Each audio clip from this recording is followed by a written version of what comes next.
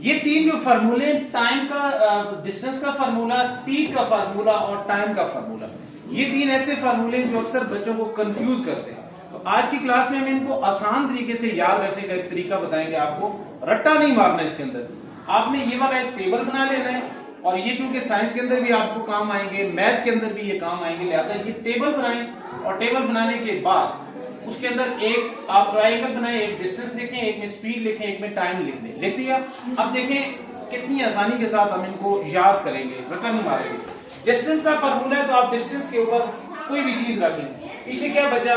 Speed multiply by time, speed multiply by time. Distance का formula हो गया speed multiply by time. शाबाश। उसके बाद दूसरा फार्मूला है हमारे पास स्पीड का। तो जब आप स्पीड को मालूम कर रहे हैं तो आप स्पीड के ऊपर इस तख्ती को रख दें। तो पीछे क्या बचा हमारे पास? Distance over time. तो यहाँ पे आप लिखते हैं डिस्टेंस ओवर टाइम। तीसरा फार्मूला है आपके पास टाइम का। टाइम का जब फार्मूला आप नोट कर रहे हैं तो आप टाइम के ऊपर ये तख्ती रख दें। तो क्या बचा हमारे पास? Distance over speed. तो ये हो गया डिस्टेंस ओवर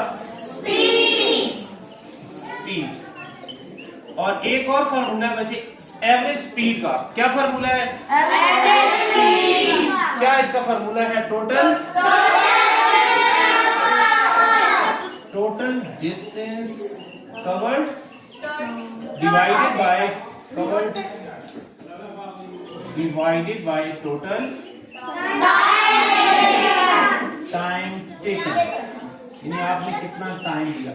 और जनरल जो है ना वो एवरेज, किसी भी चीज की अगर एवरेज आपने मालूम करनी है, ये तो स्पीड का हो गया एवरेज। अगर किसी भी चीज, मसलन आपने मार्क्स की एवरेज मालूम करनी है, किसी की एज की एवरेज मालूम करनी है, तो उसका फार्मूला होता है बच्चे sum divided by number of values. Number of sum of values या सम ऑफ ऑल वैल्यूज इसको करना है।